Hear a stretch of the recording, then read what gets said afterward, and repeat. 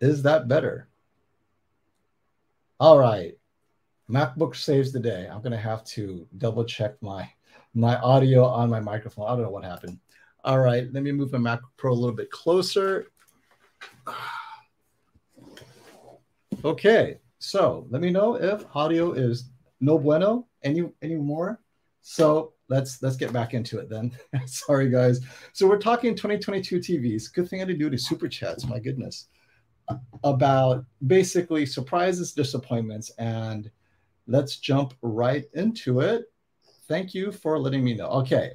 Thank you, Samuel, for the super chat. Quick rant. The constant changes on my S95B are making me livid. We want Filmmaker as the accurate mode and movie mode to have more pop. Please, Samsung. I couldn't agree more, Sam. I think it's okay to have an accurate mode, but there should only be one accurate mode. I don't understand why you want to fiddle with other accurate modes, right? And I think many S95B owners, as well as myself, and just not just S95B, I think this applies to all of the Samsung Neo QLEDs, right? So Samsung Neo QLEDs are known for their brightness, their color saturation, their pop, all the things that was established really since the 8QFN, 9QFN of 2018, then the Q90R, Q80R, and then we have the Neo QLEDs, right? Just lots of great saturated colors. Maybe the EOTF is a bit pushed, but that's okay. If you have two modes, you have a mode that pushes everything a little bit brighter, and then you have a mode where you can calibrate to your heart's content, and it's out of the box, almost Sony accurate. But now everything appears to be the exact same thing. So what's the point of having movie mode if filmmaker mode is going to be the same? What separates Samsung from any other TV at this point? And I could agree with you more, Sam, because most people are not going to ask their calibrator, hey, while you're there, can you push the EOTF the other way? Can you make it a bit more pop and saturated? They were like, what? What does that even mean, right? And so part of the issue is Samsung had a personality that made it literally the #1 selling TV in the world at all sizes, at all price points. Why are they fiddling with a good thing? So I have to agree with you. I do definitely believe that Samsung didn't have to make everything perfectly accurate when filmmaker already does that. I understand about the whole tone mapping, toggle it on and off, right? Just like LG, just like Sony, you have different tone mapping algorithms, whether it's on, whether it's level 1, level 2, just something, and make it clear.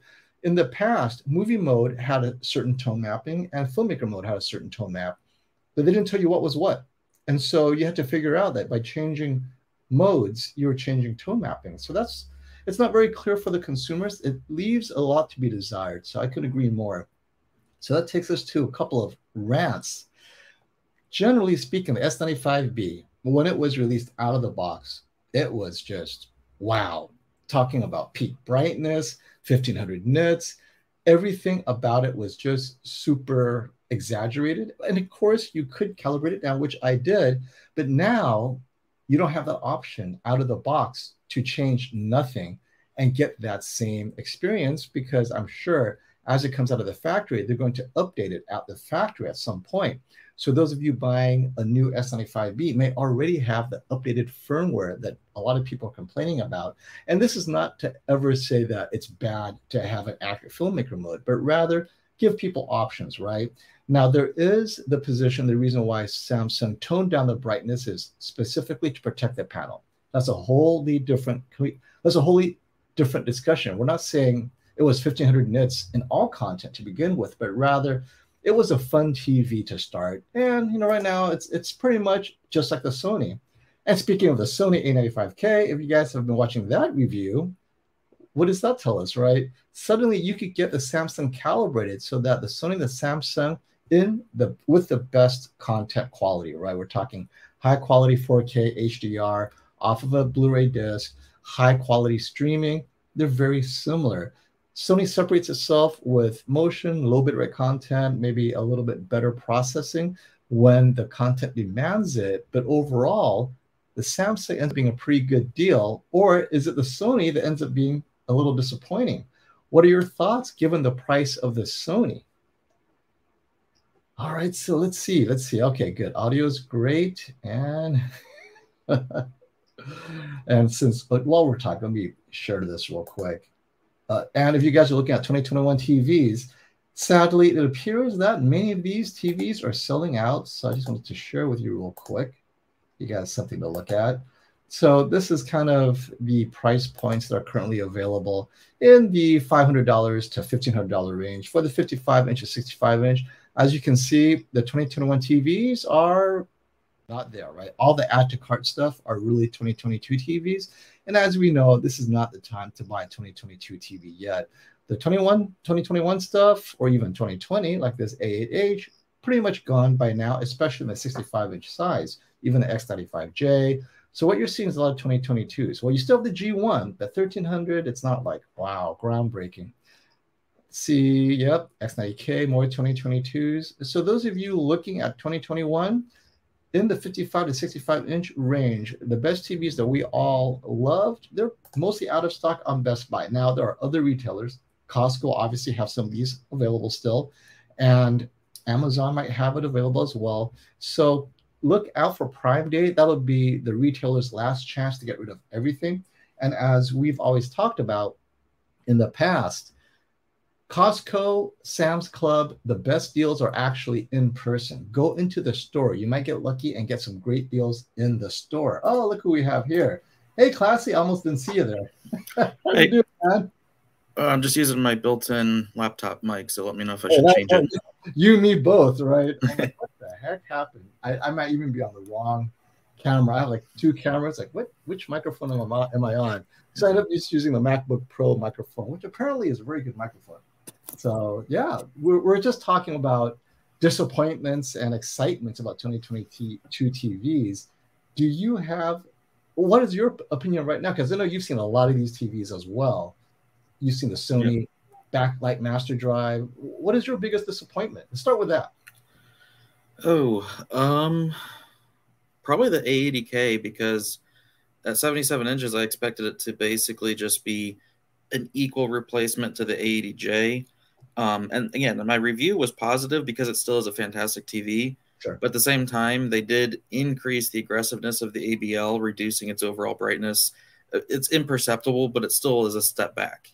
And that was kind of just unexpected. And then the audio seems to be more focused for using it as a center channel with other speakers instead of just making it, good standalone TV speakers. So the audio, in my opinion, was a step backwards. And then the LCDs, the 95K, I really didn't dislike it. It just is too expensive. And then the 90K I actually like because it's priced right. It feels like the 90K, they're trying to continue to sell the X95J, improvements to it, cut back on some of the quality components maybe, right?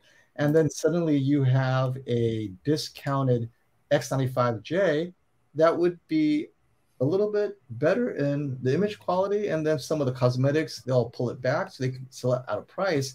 I agree with you. I think the X90K will end up being the TV to get during the holidays. Yeah, I mean, so the 95J has the extra wide viewing, so it does have better viewing angles.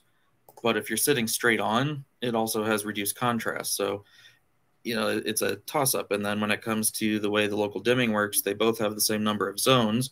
So then it just depends on, do you prefer last year's way of them doing local dimming or this year's?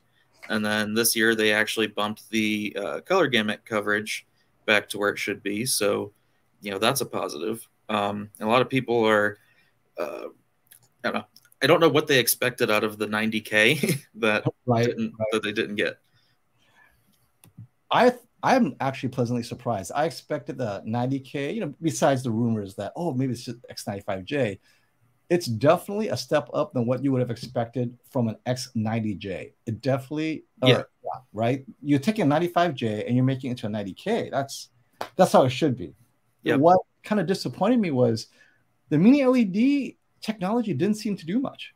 I mean, it made it brighter overall, but the blooming maybe slightly better controlled. And you talked about this, maybe because it's the AUO panel on 85-inch, it makes it look so much better.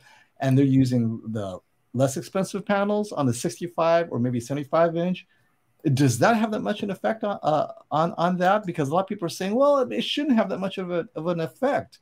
I mean, has anyone seen the two of them head to head, 65 against 85? Not that I've seen personally. Like, I thought, you know, I would be safe reviewing the 75 because last year, you know, the previous years, they would have the different coating or filter for reflections and extra wide, whatever, on the 75 and 85. So I thought, all right, I'll go 75. That gives me the full experience. And it turns out that all 65 and 75 have the CSOT panels. But I don't know. I think maybe there was too much hype around what it was going to do. And then just the way that Sony designed their local dimming so that if it needs to light up one zone, it doesn't just light that one, it lights the neighboring zones as well. Yeah. And so that way it can do fast transitions. So in bright scenes, it actually works well. It's just in very dark scenes or the black bars where you get too much leakage. But I could see them fixing that in a firmware, because if you compare the 90K to the 95J, right, it's the same exact zone layout. Right. But you can see that difference where the 95J only lit up the zone that needed to be lit up, and so it had better black bars. I think it's moving the deck chairs of the Titanic. You're going to have a compromise somewhere, and you just can't win. Now, it feels like Samsung is the best compromise, but they have so many dimming zones that they're able to do that. Sony's trying to do that with less dimming zones. At some point, I think Sony's going to have to give it up and just add more dimming zones, right? All right. I don't know. I think if they could just change their algorithm to not light up the neighboring zones, then that would be enough, in my opinion, to make it better. But it doesn't help that on the 95K, it just has a low native contrast, and you can tell even in just general scenes. Well, okay, so not lighting up the nearby zones, maybe they're trying to avoid black crushing. I mean, that's Sony's greatest fear is black crushing. I guess they want to make sure their TVs have all the shadow detail, even if it means lighting it up a little bit, even if it means a little bit of blooming and a little bit of lifted blacks, whereas Samsung takes the complete opposite tact, right? We would rather crush a little bit of detail to avoid any lifted black, any blooming, which is fine for me, actually. You have a choice between the two. And if you want perfection, you get an OLED, right? Or near perfection, which takes us to Trevor Butler's question. So, and this is one we all hear now, 65-inch S95B or LG G2. They're about the same price, maybe within $100 of each other. Which would you choose today, Classy? S95B or G2, same price, 65-inch? The G2. Yeah. Why is that? It's just more rounded. The S95B is a one-hit wonder, and that's HDR impact for movies. That's it. Like everything else, it's either fine, average, or subpar in, whereas the G2 is almost as good in HDR impact, but better in pretty much everything else. I couldn't agree more. And for me especially, the G2 is built to last, and it has a 5-year panel warranty. It was designed to be truly a flagship TV. Whereas the S95B is like, okay, here's our amazing prototype technology. Have fun with it. You're a first adopter. Whatever happens, happens. Oh, well. And it's a great novel TV, novel technology. But if you want a TV that you could use every day for the next 5 years, no fear, it has to be the LG G2, even though we have both, right? Yeah. And it's not perfect. I'm actually working on it right now. I'm running my sweeps for my video on the G2. I've now seen and had the 83, 77, 65, like going very, very in depth with the G2. And I will have a video tomorrow or the next day of everything wrong with it, because there are some things that LG needs to fix. Well, this kind of takes us to, since we're talking G2, Sony's QD OLED, Jedi Master has a great comment, and I'm kind of leaning with him on this one as well. How did Sony drop the ball with the picture quality on the A95K? And he's referring to the HDTV test comparison. A95K versus S95B shows it has disadvantages I didn't expect. Now, for me, it actually is consistent with what Sony does, which is very conservative. Its A9G was never the brightest OLED. Its TVs rarely are the brightest TVs, but they are the most color accurate. They focus on motion, all that stuff. It ends up being what a Sony should be, I guess. And we maybe want it to be a crazy Samsung or even a Panasonic pushing the limits of brightness. What are your thoughts on the A95K based on these recent reviews in Europe? It's basically exactly what I expected. Although I do disagree with some of the statements made. I personally would want the A95K for gaming over the S95B, specifically because of the way HDR is tone mapped, being able to retain the highlights, and being accurate. And if the A95K really doesn't dim down while playing games, then that solves the main issue that I have had with Sony OLEDs for gaming. And then for me, I'm just really bothered by color banding posterization when playing games in HDR. And Sony has the best handling of that. Like, you can pretty much eliminate it. This takes us to our gaming shootout on Monday following the regular TV shootout, right? So assuming nothing changes and we get to do that, we'll definitely compare the image quality head to head with the S95B versus the A95K. Exactly what you're saying is how much better is color banding, right? So we'll have two consoles running the same game. We'll go in the same scenes, right? We're going to have a lot of fun comparing those points.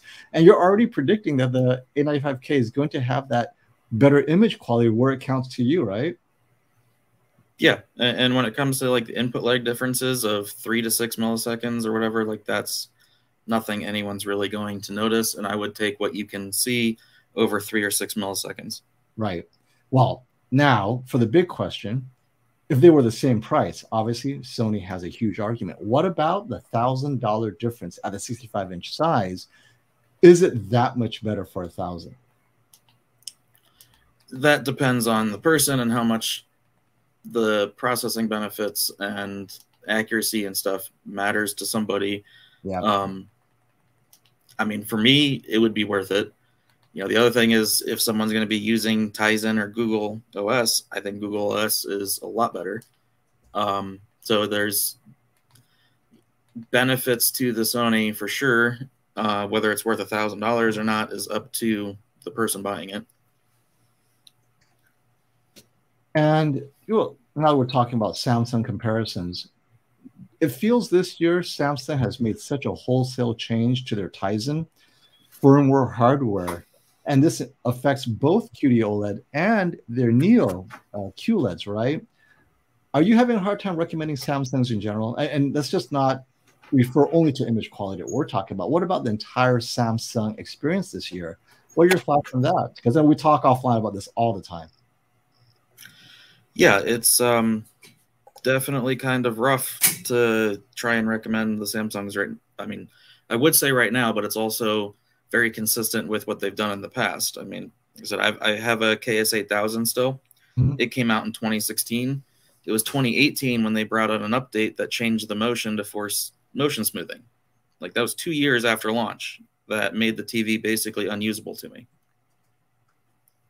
So it's just hard. And then with the color gamut bug, like that's a major one that people overlook, and a lot of people don't care. But for anyone who wants that benefit of the higher BT 2020 coverage, then you're going to oversaturate your colors, or you can use the P3 setting, which is more accurate and not oversaturated, but then you gain nothing in your BT 2020 coverage over what we already have.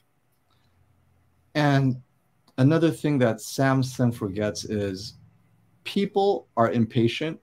The amount of lag using Tizen sometimes is just, I mean, it sounds like I'm spoiled, but it's kind of unbearable. It's like, because if you're impatient and you hit it too many times, then you freeze the entire thing and then nothing happens, right? You literally have to even start up, and once you start clicking through, if you exhaust its cache, or I have no idea what's happening with the memory management system, but this new Tizen is just terrible.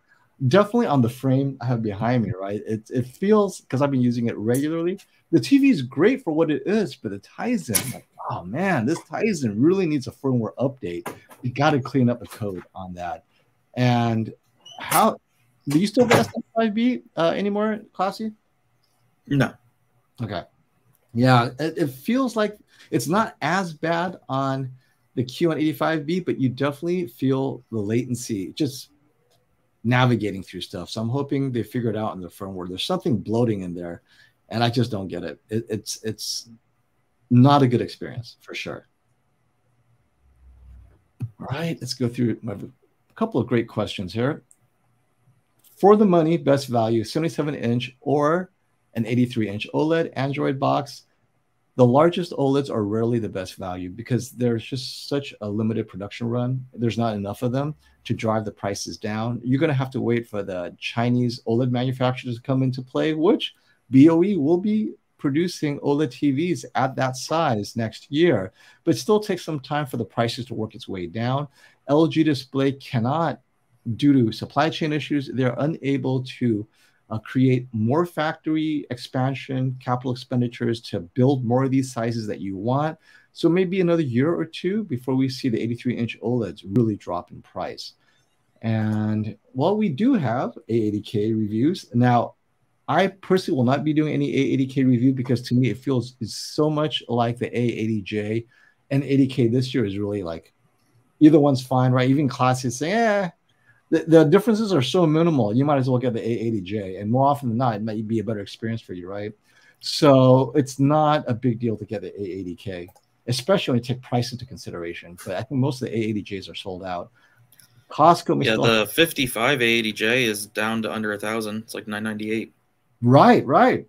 Definitely. That's if you guys are in the 55-inch size, that's a no-brainer. That A80J is such a good TV for most people, just streaming and watching, and even regular basic gaming, it's fine.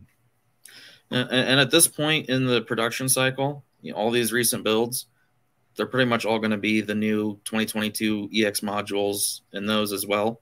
D-Nice said that he's been seeing those for months in them. So all the panels are the same. Okay. There's no reason to pay any extra money for the A80K. And really, I would say even if they're the same price, I would still pick the A80J. Yeah. And this is a reminder for a lot of people too, is if this is your first OLED TV, you're not going to notice these differences that we talk about because you'll be amazed by the contrast and the black levels and all of that. So get the cheapest OLED you can get, as long as it doesn't have specific gaming limitations that you need, like you get the A1 and it doesn't have HDMI 2.1.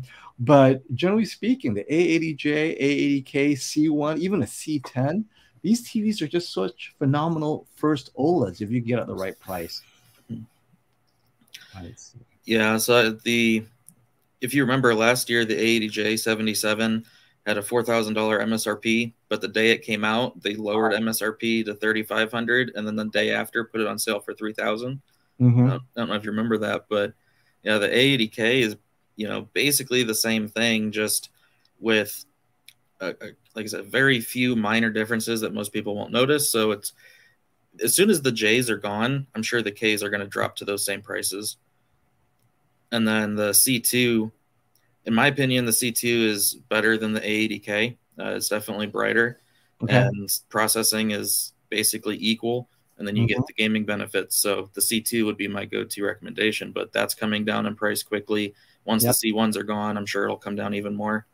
Oh, I expect a very, let's see, when you combine global recession and economic challenges, I know the TV makers will be pushing hard to get whatever sale they can this year. Oh, look who's joining us. Hey, KG, how you doing, man? This is the last build, so hey, so I don't know if you guys are doing anything. Just had to throw that in there. Oh, hey, and by the way, since we are adding Tech with KG, I'm going to run a quick ad to pay for some bills and go to the restroom real quick. I'll be back in 1 minute and 23 seconds. This Pass the Remote live stream was brought to you by Hookeys. Trying to build a PC on a budget but don't know where to buy your Windows 10 software on the cheap? Hookeys to the rescue. Just enter our code PASS, P-A-S-S, and immediate discount. Let's quickly go through the activation process after you've purchased Windows 10 on Hookeys. Go to your Hookeys account and select My Purchased Orders. See your order. To the far right, click on the button that says View Keys Codes to see the Windows CD code. At the bottom of this order where it says Code Card, to the right is the product key you need to activate Windows. So copy this long number, then go to the Windows menu and click on Settings. In the Settings menu at the bottom, select Update and Security.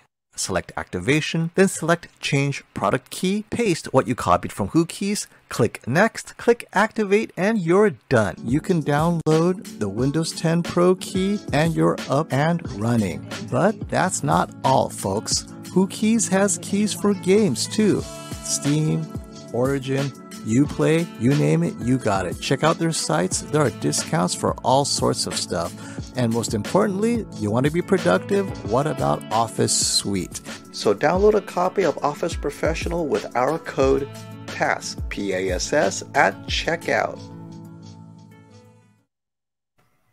And we are back. Thank you for that. Hey, how's it going, Tech? Hey, what's up? Called you Tech. What's up, FOMO? What's up, Classy? How you guys doing? Doing pretty good. Doing pretty good. We were just kind of ranting and raving about the, well, mostly ranting, a little bit of raving, but a lot of ranting about the disappointments with what we kind of got this year. For me, the biggest disappointment was like how the S95B really turned heads. And I know we've all had it. And now it's mostly people complaining. I still think it's a phenomenal TV, but with the instability of Tizen, which from day one was almost unbearable, and now them pulling everything back across the board, and there's no difference between filmmaker mode and movie mode, right? Have you guys noticed that? A lot of people are upset about that, yeah. Right, but let me hear your comments on that, KG, because it's still a great TV, but is it as great as it was, or are we just looking at it from a different angle? Is our expectations too much? I think it really depends on who you are. So for me, I think that the TV got dialed back a little bit when it comes to brightness. I don't think a majority of people will see that though. Like I tested from, what was it, 1211 to 1302, but I was on 1082 on my other TV when I tested it. And most games are capped around like 1,000 nits anyway. So you're not seeing an actual like realistic difference in brightness in terms of highlights when I talk about highlights. So what they did was they seemed to lower the EOTF a little bit. I still don't think it's like accurate to like standards or anything like that. But you can see it's darker. So, but if you want to get it brighter to the same degree as it was prior to the update, you just bump up the ST2084 by +2 and you're back to where you were. However, you know, there are some people saying that there are games that are uncapped where you can see the difference in 1,000 nits and 1,500 nits. I haven't seen that yet. I want to do more testing before I make a definitive call on that. Right. But I think the majority of people who will update, they won't see that reduction, so to speak. And I don't know what the reasoning for was on that, but that's for game mode. And then movie mode, of course, everybody loved that. And, well, not everybody, but there's a lot of people that loved the way movie mode was. And what they did was they just copied filmmaker mode and pushed it over towards that. And that made a lot of people upset. And rightfully so. You don't really want to take away modes without adding something. So, or at least preserving the modes that people like. I mean, it's okay to change one mode, but like dynamic mode is unchanged, really. I mean, you change everything else. I mean, you could leave other modes unchanged too. But I think everything is relative, right? Given all these changes, would you still choose the S95B over the G2? And I know a few weeks ago, that was your gaming TV of choice. What else is there? I mean, what would you consider if not the S95B? To me? Right now. Are you asking me? Yeah. Okay. For me, I would still choose the S95B. I still think it is better than the G2 for gaming. For other content, it's really comparable, you know. But you still do see the advantages of the technology. You still do see the color brightness in certain content. So it's separated enough for me to say the S95B is still my choice. As somebody who doesn't really value, you know, overall accuracy, and I don't care if I can get my TV to that level. Right. I'm fine with that. The G2 is a fantastic TV, and apparently Classy was saying they fixed the HGIG, which is great. So, you know, that's recommended for gaming now. But right now, like if you look at the S95B's price, that's ridiculous. That's really good on the prices for that. So I don't know what the prices stand now, but a few days ago, the 55-inch was $1,800 and the 65-inch is $2,600. Like, that's already a really good price for that TV. Yeah, you know, let's see here. We could check it out right now. There you go. It is $2,600 for the 65 inch. That's what I meant. I don't think it was ever and 2500. That's an additional discount. It was down, what, 28? Now it's 26. And it'll continue to drop. So definitely. And you compare that to the A95K, right? So if you just watch HDTV Test's comparison video, he basically said they're almost identical, except for a few things that separate it. And that's what we always talk about is what. Oh wow, yeah, the 55-inch now didn't change that much anymore, but yeah, it was 1800. A good deal, definitely. Yeah. And so let's get this question. Hey, thanks for the super chat, Jasmine Lee. Will the Sony Z9J be good for movies and gaming? The Z9J for movies in a bright room, it's great. In a dark room, you're going to see blooming, lifted blacks. However, you always have the shadow detail. For gaming, it really depends on you. If you need to have the full VRR 4K 120, you're not going to get it with the Z9J. It's just not going to have it at that level. So I cannot say it's good for gaming, but if you're not a super duper G2, G1, C2, C1 gamer where you need an OLED, it'll work, right? I mean, yeah. What do you guys recommend normally when you hear people want to use just any old TV for gaming? At what point do you say you cannot game on this TV? Classy, you want to go ahead first? I mean, you can technically game on anything, just about, but the Z9J and the Z9K, they're not designed for critical movie watching in darkened home theater. They're designed for bright room. So if you're in a bright room, it's going to be fine for watching and gaming. If you're in a dark room, then you should be looking at something else. Pretty much. But it's a super bright TV for those that, because I know there are diehards who are just Z9J only, then Z9K only, and that's their thing. Just like there are diehards on the Samsung side, and right now they're kind of upset because what they love about Samsung is no longer, at this point, who knows, Samsung might change that. But let's get a few of these great questions here. Hey, WC, any idea when the Hisense U8H, U9H will be out and pricing? I have no idea. They mentioned it way back when during CES. The U9H, I believe, is 75-inch only. It'll be just over $2,000. The U8H will be their flagship 55, 65, 75-inch. So, but we don't know. I mean, we don't even know what the sizes will be anymore because they could be repackaging everything again. But these two TVs will be their flagship, and they'll be priced against the TCL 8 series. The U8H, hopefully, it will fix some of the issues the U8G last year. I believe the U8H will be a mini LED, so hopefully we'll see some good mini LED action from Hisense this year. But right now, we have no idea about launch times or release dates or anything. It's got to be close. It's usually around this time, like July, August. That's where you see them. That's where you see Hisense, TCL, Vizio. What is it? They snuck out the U6H. Like, what? It's out? Like, no announcement, nothing. It's just suddenly right? And hey, Batek has a great comment. Vincent basically said the S95B was the better choice. A95K not worth $1,000 extra. So yeah, I mean, when it comes down to per dollar value, we were talking about this earlier, and I'm with Classy in that being more, because we've seen so many TVs. I'm more of a critical TV watcher. I do appreciate the extra stuff that $1,000 gets me. However, I couldn't recommend the S95B, not because it's not a good value, but I couldn't have my friends go through all the Tizen, firmware update, and then go into the forum and deal with the drama. The A95K, there is no drama. It is what it is. It's going to stay that way, and you can enjoy yourself. But I think the S95B, it's a fun journey. How's that? It's something you can give to your friends and hope they have fun going on the forums. Yeah, I don't know the majority of people that would go on the forums and do that, though. Yeah, I hope not.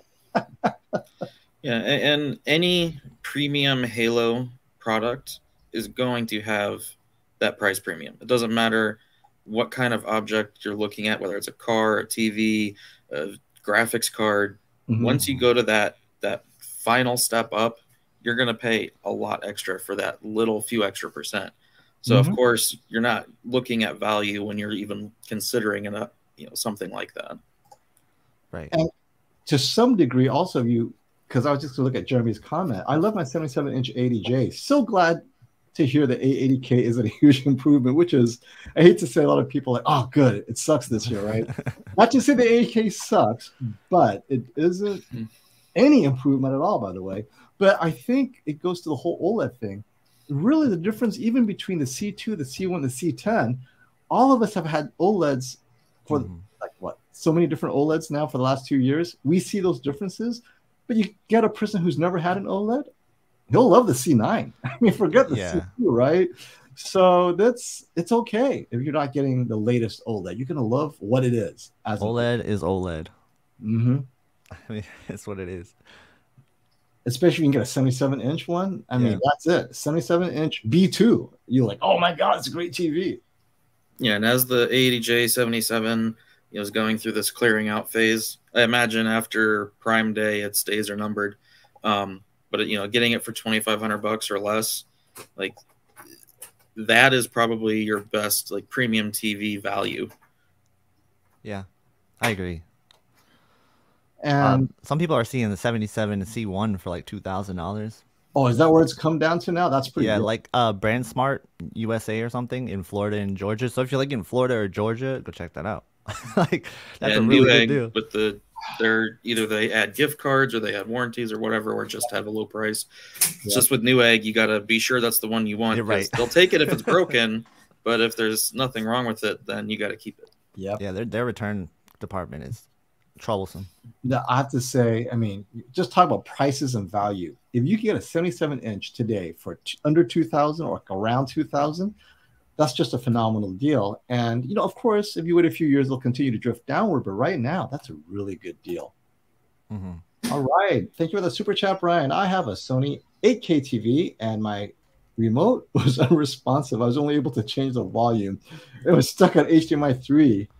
Do I have a bad TV? I think you might. So I would try a hard reboot.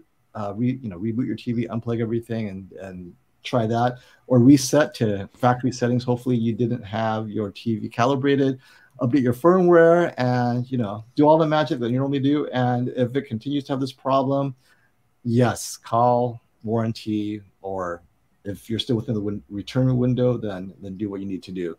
Do not have any hope that it's a fluke, because if it happens a couple of times, that's it. There's no amount of voodoo that's going to fix it.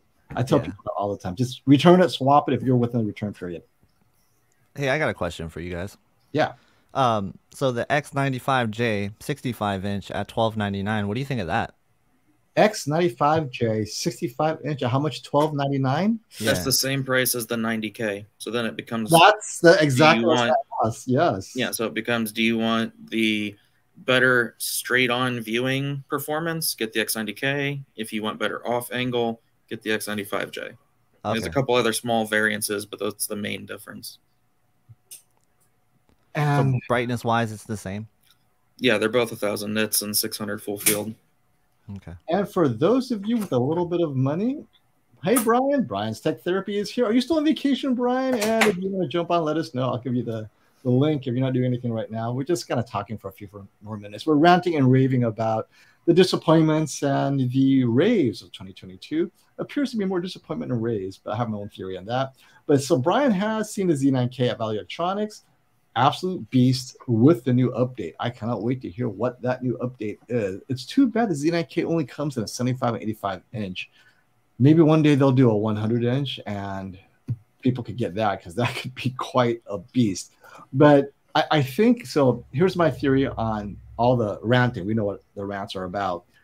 And the lack of raves, I think when you set your expectations so high and then they don't meet it, but it's still a good TV, then all you do is rant and there's nothing to rave, especially if we're at a point in TVs, even OLEDs, where how much improvement can you really have? Like we talked about how the QN90B was a touch better than Q90A with some of its specular highlights, and then suddenly a firmware update breaks 10% of the TVs out there, right?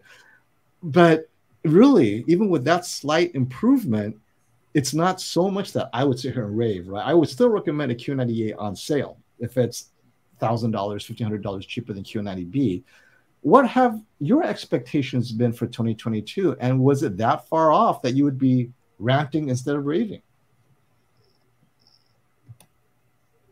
Okay, I'll go first then. So for 2022 TVs, it's mostly been disappointment, other than what we seen with like the S95B, but even there's some disappointments there. But that was more like I wasn't expecting the S95B, so I didn't really consider it, right? But everything else, I thought it was going to be a step up a little bit. And now it's really just like a side grade. It's not much of an upgrade, you know? Like from 2021 TVs to 2022 TVs, I really don't see a reason to justify getting 2022 unless you like the design of it or you just want the newer TV. And the price isn't that much different. But at like the current prices that you can get 2021 TVs, I go for those all day. Agreed.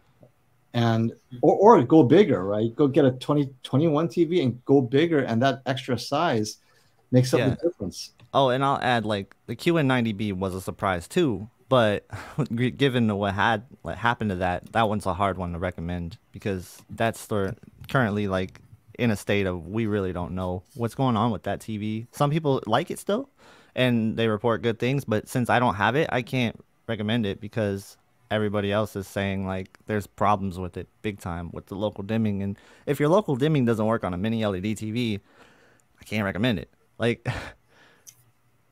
yeah, that's another thing is, or maybe treat like an edge of the TV. Hey, we have a special guest doing us. Hey, ratings, Artings. You know what? Hey, what's up? You guys, you got to pronounce it Artings so you can be special, but who knows if you listen. Hey, thanks for coming by and giving us your support. We love your reviews and content as well. So what do you guys predict will be ratings TV of 2022? Because I think at the end of the year, they're going to choose their best TV. You guys, based on what you've seen so far, I think they're going to end up choosing the S95B. Even though they haven't reviewed the A95K yet, I still think they'll choose the S95B. That's my prediction. Yep. Yeah, based on numbers, because the A95K is not going to really measure brighter, and the things that it does that's processing related. That's stuff you can't really put number on very easily. Exactly. And you really have to sit down with the content, like a lot of content, to see the subtle differences that you would see with the two TVs next to each other, right? Yeah, that's going to be a fun side-by-side. Like, I just can't wait. Like, I already got mine ordered from Sony. I don't know. Maybe I'll cancel it if I find it somewhere else. But, man, it's supposed to ship July 25th. So is that it? Oh, yeah. That's supposed to be its release date. Yeah, absolutely. Yeah. It was up for pre-order for, like, a day. And then now it's not available for pre-order. So I don't know what's going on with that. But, you know, okay, so if you guys were to choose one TV this year as your TV for the next 2 years, given all the TV reviews and all your experience, right? So you kind of have an idea. And this will be in a bright room. It's too easy if I sit in a dark room, right? Because most people actually don't watch in the dark room, even light control. Most people don't have a light controlled room. You know, just basic reflections like most people have with their windows, a little bit of glare. Which TVs would you guys choose? And I'll put a limit on it at $5,000, right? Let's just keep it at under $5,000. It's easy for me. Anyway. The 77-inch G2 is the best all-around premium TV you can get, even in a bright room. Because if you put it in cinema home and turn on dynamic tone mapping, it lifts the EOTF. It's just as bright as the X95K next to it. So there's essentially no room unless you have it outside where like windows just wrapped around everywhere that it's not going to work in those environments. Then you're looking at like what, the terrace. So there's no reason to go with anything else in my opinion at that point.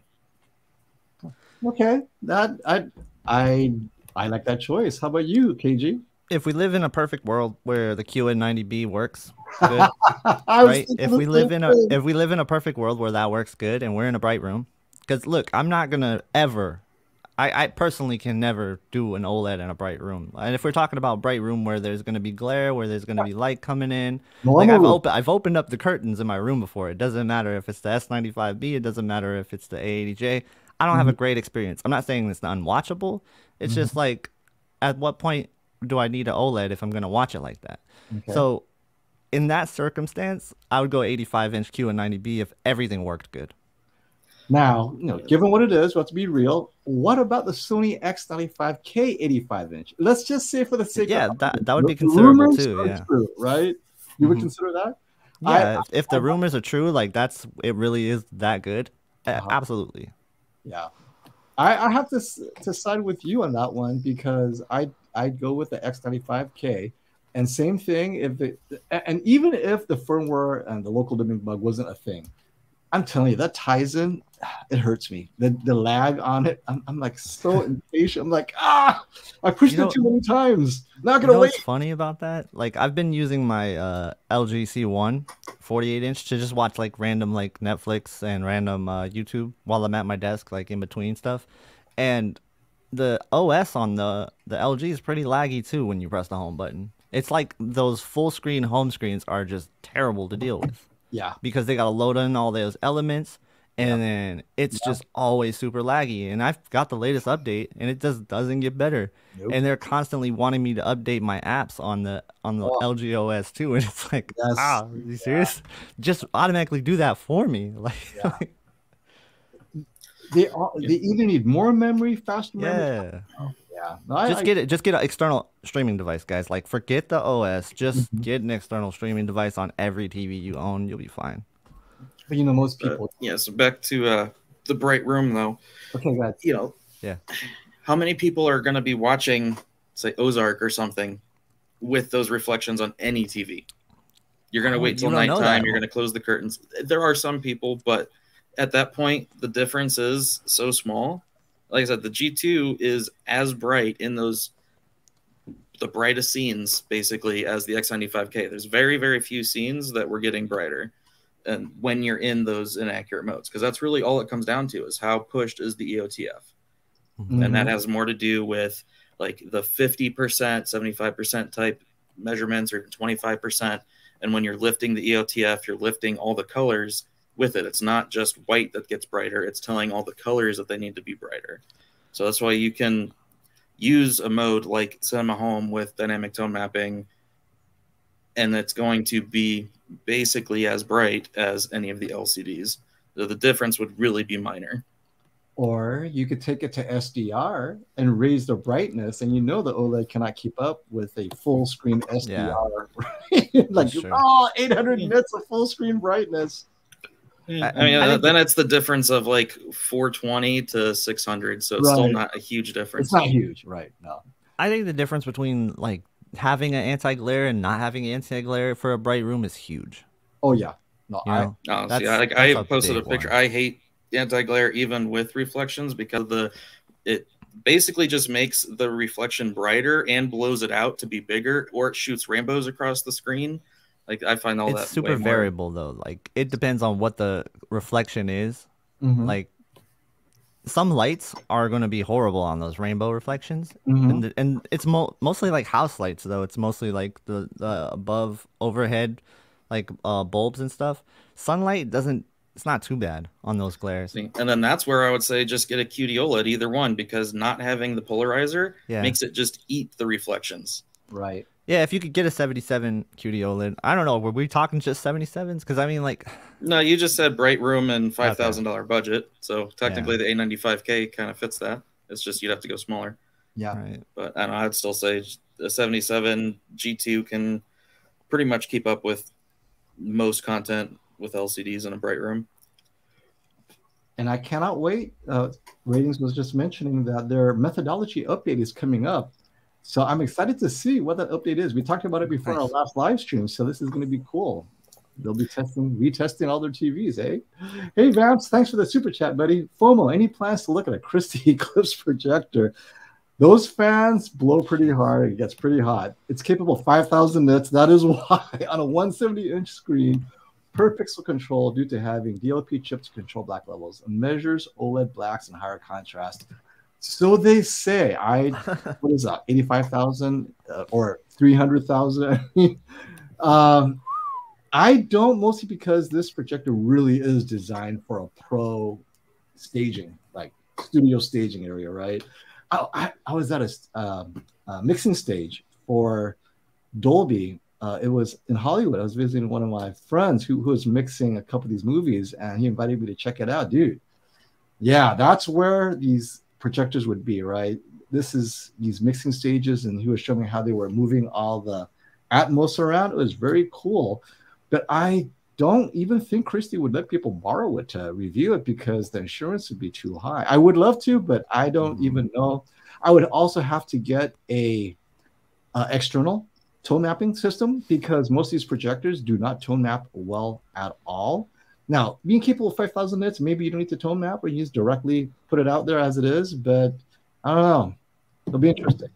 I'll let the pros in the projector world do that at this point. And then, hey, FOMO, can you highlight this one from Jeremy T's as anyone else having issues with A80J randomly dropping Wi-Fi connections? Oh yeah, I saw that. Forgot. Okay, what was the timestamp again? It's just from 6:54. Oh, there it is. Okay, yeah. So the thing I have on this is when I've tested the 55-inch A90J, I had the same issue, and when I tested the 55-inch G2, I had the same issue. And then, like I said, the TCL 6 series, that was its own thing. Everybody had issues with that. But when it comes down to it, I think that it's going to be almost a panel lottery with the Wi-Fi connection sometimes too, because I'm telling you, I have the same TVs hooked up in the same spot all the time, no issues whatsoever. And then there's just always just like 1 or 2 TV every year where I have absolutely so much issues with it. And it just gets me thinking, it's got to be the Wi-Fi card that's inside of it. Something's faulty with it because it just keeps dropping out of nowhere. Like the G2, I couldn't keep connected. It was always buffering. It was terrible. I didn't. So this is the thing. And, let's take it for the free information that I get. Yeah. The Wi-Fi chip on a lot of these TVs are fixed at a certain bandwidth, and your router sometimes bounces between them to get to balance the traffic. Every time they do that, they will disconnect your TV, depending on what band it's on, right? Yeah. So you need to put know what band your TV's on, put your Wi-Fi only on that band, and don't let it bounce around. That might help, but I put all my TVs on a giant switch, and I don't have to worry about it, right? So, I got 6, 7 TVs. They're all hardwired to a switch, all connected to one router, and I'm done. But for those doing Wi-Fi, you have to make sure that the router you're using is using the same, 5.6, bandwidth frequency that the TV's on all the time. Yeah. If you're allowing your router to hunt, you know what? Maybe this is better this time, or I have more stuff coming onto the network. Oh, it's a mess. And that applies to almost everything out there too. And always default to the 2.4 gigahertz band over the 5. The 5 is technically faster, but that's if it's like within a couple feet, like wired distance of the router. So there's no point to it. Just use the 2.4. It's more stable and better at a longer distance.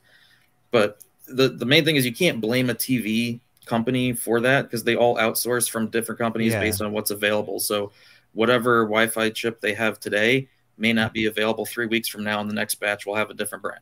So I'm not saying it's any manufacturer. I've seen it happen with multiple, and like you make a good point. They just choose whatever. So you're gonna have issues with that, and I don't know what it is, but it does seem like that. And see, my 77 A80J is fine.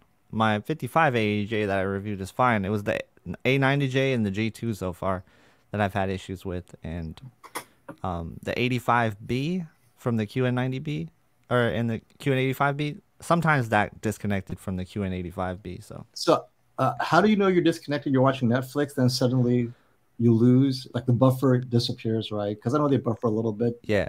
Hopefully avoid that, but it'll just stop working. Yeah. It won't even it'll start buffering a little bit, and then it'll just stop working altogether. I have to restart the TV and to get it to work. Here we have Chris Bradley's counterpoint. That's why I love the geeks on our channel. No, 5 gigahertz generally works much better than 2.4. There are fewer devices and less contention. Only if you have lots of walls or remote router should use 2.4. And this gets you into the world of Reddit. I know there's so many people that have done the research and tested all the different bandwidth and routers and TV matching. At the end of the day, it's so specific to your TV model and the chip it's using and your router, whether you're using the Asus or the Google Nest mesh, or are you on a mesh, right? Because meshes are also a nightmare for a lot of people. Are you guys on a mesh? I love my mesh. But I love it. Yeah. No, I have an 8-port router and then a 16-port switch, and just run everything that I can wired. Yep. So Yeah, lucky. 2.4 is more for distance and reliability. 5 is only if it's like close to be slightly faster, but that's only when transferring within your own network. That's not going to make your downloads any faster. Mm-hmm. Any of you guys been or know anyone that's catching COVID this time around? There's so many people that caught it suddenly. It's like, but no one cares anymore. It's not a big thing anymore. Does YouTube still censor if you mentioned that now? Or do they Probably. I'm like, did I just censor this live stream? Did my advertiser just get mad? Yeah, no, I haven't really been paying attention. Yeah, I haven't. It's like something else is a thing now. It's something. I try basically not a to. stuff he knows at this point. Yeah. I work for a hospital, and they told me, "Oh, it just doesn't matter. Just come back to work and wear a N95 mask." Oh, there you go. You know, have you guys noticed that the LG QNEDs this year are not really being promoted? Like Classy mentioned, they're not really out. No one cares. Yeah, so I'm actually getting the QNED 85 tomorrow to start my testing with it. And from what I can tell, the 85 is the 90 from last year with the new Gen 5 processor. And then the QNED 90 replacement won't be out until later this year. And you're seeing all these people, especially in the UK, reviewing QNED 90 or 91s. Those are all last year models. Yep. They were just doing that as a marketing push to get rid of old stock. So those are not, no one has reviewed the 2022 models yet. So I'm picking one up tomorrow. Yeah, and they're all sponsored too. So you'll notice that in the beginning they'll say, "Hey, thanks LG for sending this over," and so just pay attention to the review if they say that in the beginning, because they're all likely from last year. I know exactly what class he's talking about on this one. In the QNED 85, that's the only one available, right? And the 80, but the 85. But that's not many LEDs. So that's another mismarketing thing. Because last year they said, last year they said mini LED. Mini LED, right? Yeah, exactly. That's like I don't like that. But I saw the QNED 85 next to the QN90B at Costco, which I don't judge anything based on what I see under store lighting, but the QN or the QNED 85 did appear to be a little more contrasty and bright in the store setting. Well, that's interesting. LG has put a little bit more focus into their QNED this year. I mean, last year wasn't terrible. It was kind of overpriced, kind of like the X95K at launch right now, right? It's a bit overpriced for what it is. And then 85 fixed that. It's now priced the same as the X90K, right? Around there. Yeah. So that is much, much more palatable. I wish we could see... I wish we could see the sales numbers on these TVs. Like, I really wish we had, you know how like we have sales data for like movies and video games? Like, I really wish we had TV sales data so we could like compare to see how much the QNED sold for, or how many QNEDs sold, because I don't think they sold much. They discounted that TV all the time, and I don't think anybody really wanted it. I posted it a few times. They're like, "We don't want this TV." I know. Like, what? I was like, "All right, I get the hint. I get the hint." If you're gonna pay that much, there's an OLED for sale somewhere from somebody, right? Hey, Mohammed, thanks for the question. Any excitement regarding the upcoming TCL Hisense Mini LEDs? Like, what upcoming? I mean, I know they announced it back at CES, but we have yet to hear any official launch times or release dates. They're supposed to be here anytime now. We're talking about 8 series, TCL, Mini LED, 65-inch, 1,000 dimming zones. Basically, it's taking the QN90B dimming system and putting it into a 4K TV, although it is TCL processing. So we'll see how well it does, because they're going to brute force itself to try to beat the QN90B. And basically, that's what its competition is the QN90B and the X95K for a little bit less. It's still going to be like 1,800, 1,900 for the 65-inch. By the time they release it, that's going to be where the QN90B is. But then again, maybe it won't have that local dimming bug. So I don't know. Maybe it ends up being better.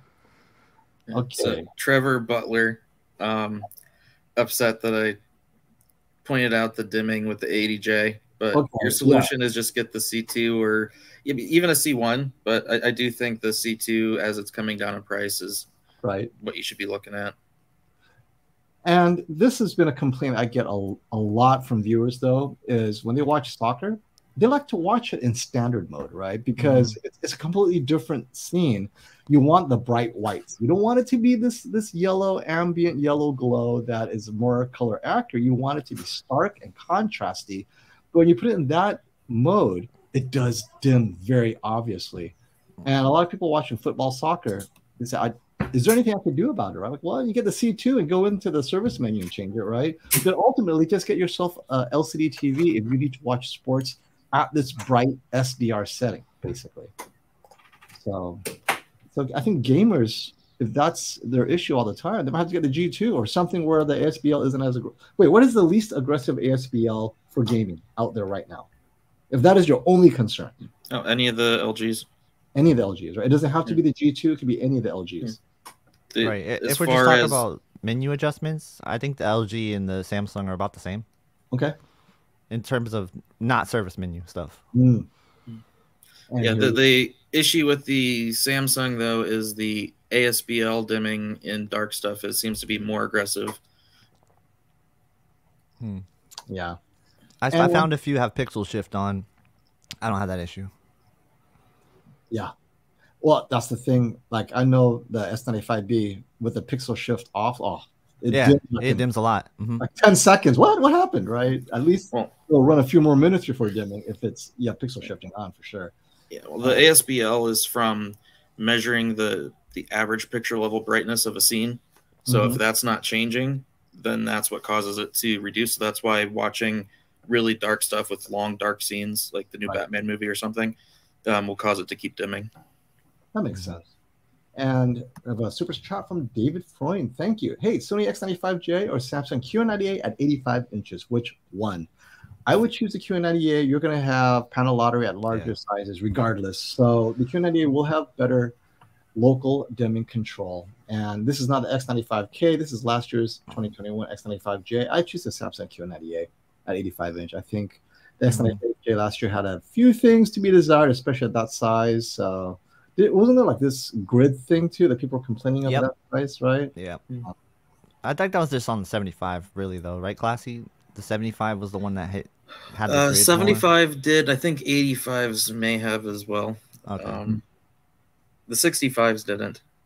No. Yeah. Yeah. Okay. Well, the hour is up. I'm going to wrap up in a few minutes. But hey, while you guys are here, thank you for dropping by. What are you guys doing this year or this week coming up? Anything exciting? Are you guys reviewing? So Classy, you mentioned you got the QNED 85. I know you were pretty high on the QNED 90 last year. Yeah, I think it's a very easily overlooked TV because of how it looks off angle. But, I mean, to me, if you need viewing angles, you probably should go OLED. So, if we compare it to, like, the X90K, which is priced similarly, and it's also one that you want to view straight on, it could be better, depending on how it turns out. Oh, all right. Were you still going to get one? Yes, actually, I have one en route. It should arrive. I hope it arrives next week because tomorrow I'm heading out to New York City for the shootout. That's not to be. I'm still going with my family for vacation, though. So, you know what? I'll go to New York anyway. So, there's no shootout? No, not next week. They moved it to the right. Yeah. You guys scared me. You scared me. I thought they canceled it. There's a shootout. There's a shootout. Don't do that to me. TV today. I'm like, you know what? I'm not going to be here anyway. Like, I didn't want it to come, and then I'm packing. So I'll get it. The Monday I return, I'll have the TV, and then I'll have it set up. So, yeah, we'll compare notes, class. Let me know, what you find. And KG, what is happening in your world this week? I just got a couple of videos I got to get out and edit. I don't know what they're going to be yet, but I have just, like, kind of a hard drive full of just videos I need to edit and get out. Like, I did it really smart this year. I filmed like everything. So I have made sure that I have content for days. All right. So yeah, we got some pretty cool stuff coming out. I'll probably do a live stream Friday again. Okay. And that's really about it. So just stay tuned to the channel. I post deals all the time on Twitter as well. And on now my community channel. Coming up next week, right? Yeah, dude. I'm really excited for Prime Day. And before we go, we are going to so there's some questions I want to hit real quick. This is a good one. S. Brooklyn asks, hey guys, in what case would you buy an A90J? So I've had the A90J. That's a good question. I would say definitely dim room, light controlled room. A90J is great. It's not super bright. I really like that TV a lot. It's solid. It was my reference TV for the last year or so. And I have no problems about recommending as a really good OLED TV. Now, It's not cheap though. That's the thing that kills Right. me. I mean, for what you're paying, the heatsink doesn't do much for it other than give it, good brightness here and there in those scenes. But yeah, you can have a light controller, like all OLEDs, by the way. How about you guys? When would you buy an A90J? That'd be hard for me to say at this point. I know. And see what you're So saying. I have a G2 versus A80K video coming in a couple days that will show some of the issues that I have with the Sonys now, but they're still great. It just depends on the price and the size. Yeah, it depends on the price big time. So I'm predicting the A90J like 55-inch is going to come down to like 1700 pretty soon. I can see that. Yeah, I can see that, and I think that would be a good sweet spot to consider it at. And then at that point, you just got to decide whether or not what company you want to OLED from. At that point, it comes down to that almost, and I think the A90J is fine, but I think just for the A80J to be so much cheaper, it's almost the same TV in certain areas. So yeah, it's a hard one to recommend. I do see why people get the A90J. It's a fantastic TV. It's what I think of it as like a premium A80J, pretty much. So. And the heatsink, you only see the difference in certain scenes. Same with the S95B, QD, OLED, and so forth. Now, before we wrap up, I want to end with this comment because this really is getting me to think, because I've been thinking ultra short throw, 100-inch projector, but seeing the 98-inch, how good it is for what you can get out of it at that size. No projector can match this performance, although you can't do widescreen right, the CinemaScope and stuff, but still, I know it's $8,000 now or $6,000, whatever, but in the next 2 years, I guarantee this size at this quality will be under $5,000 in the next 2 years. The question for all you to think about is, when you upgrade next, are you waiting for a 98-inch at under $5,000? Hey, the size is that, right? Or you're just still going to go with the smaller size, highest quality possible. There is a 98-inch or 95-inch like RCA, I think, for like 2,000. So, it's 3,000. It's a 98-inch, and it's a rebranded LG IPS. Yeah, not even a nano. It's just it's basically not worth looking at. Yeah, but how do you compare that to like a projector? I don't. Okay, so you still think a projector would be better than something like that? Yeah, you could get a ultra short throw that would probably be better. Yeah. Okay. Yeah, I saw the 98-inch Tcl. It looked somewhat impressive. You could definitely tell, like, when he was comparing it to the A90J, how there was like a huge contrast difference. Like, there was details that was just completely missing on the Tcl. And that's something that would always stick in my mind. Yeah. CJS for the best streaming box. So I actually went and I have the Fire Stick Max, the Fire Cube, the Apple TV, the Shield, the Chromecast with Google TV, the Roku Ultra, like all the newest 2021, 2022 boxes, and going to be having I'm debating if I should do one video for each or one just comparing them all. I say you do one video for each and then one video comparing them all. That way you have the entire collection. You can I agree. That's how you do it. Yeah. If you have the time, right? For posterity. Or do like one and then just kind of put the feelers out on how it's doing, and then if it's not doing too great, then just do a big one. Just do like a media shootout. And before we head out, Ryan snuck in this last super chat. Thank you, Ryan. Last super chat of the day. My 4K Blu-rays look like the Blu-ray version. Can't tell if I'm getting HDR. So he's talking about the standard Blu-ray, right? Any ideas? I'm using the A80J original firmware. Oh, well, UP870 player, HDMI 2.0 cable. So how can you tell if it's getting HDR? Your Sony, if you're on the A80J, shouldn't it say? Now, first of all, the LG doesn't do Dolby Vision, so you can't tell if it's Dolby Vision or not. But shouldn't the Sony say HDR somewhere in its display in the A80J classic? Yeah, there's a display button on the bottom right of the remote, or you just go into the picture settings and look for it to say HDR in the top right corner. There you go. That's it. It's a lot harder this year, though. I couldn't find the display button, by the way. What is it? Someone told me, oh, go get yourself an El Chico Universal remote from CVS. I'm like, really? Is that what we're down to now? Oh, did they take it off? Yeah, the new Oh, Sony man. remote is like down to like 9 buttons. I mean, they're going with a Samsung simplicity, but now I'm missing the display button where I can see what resolution and Yeah. Well, I think you just hit the 1, 2, 3 settings cog button, whatever, and then it should double as that button. It like pulls up the number pad on the screen, but it also gives you the display information. Yeah. Oh, I'll have to try that. Okay, that's All interesting. right, learn something new.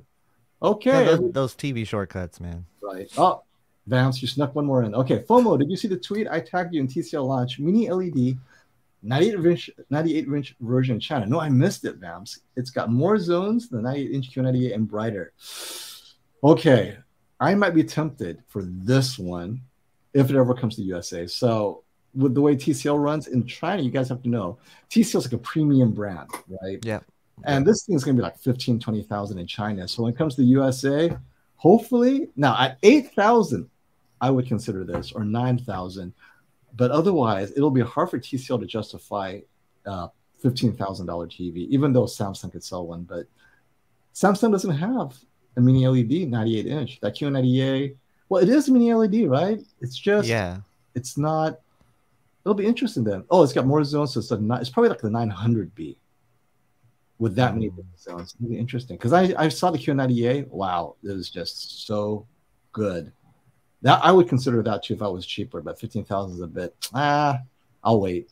Okay, I'll look that up. Thank you everyone for coming by, and if you haven't already subscribed, check out Tech with KG and Classy Tech. Hey, your logo's still the same. I just saw. I go, wait a minute. Yeah, I didn't change it on StreamYard yet, but everywhere else has changed. I missed that one. I'm digging the new logo. Yeah, I like it. It's pretty cool. You it's not Keep It Classy Tech anymore. It's Classy Tech Calibrations. Right, because it's hopeless to ask people to stay classy, right? It's like, you know what? I'll be classy if you're not going to be classy. Okay. All right, everyone. See you guys later. Until next time, pass the remote, and thanks for coming by.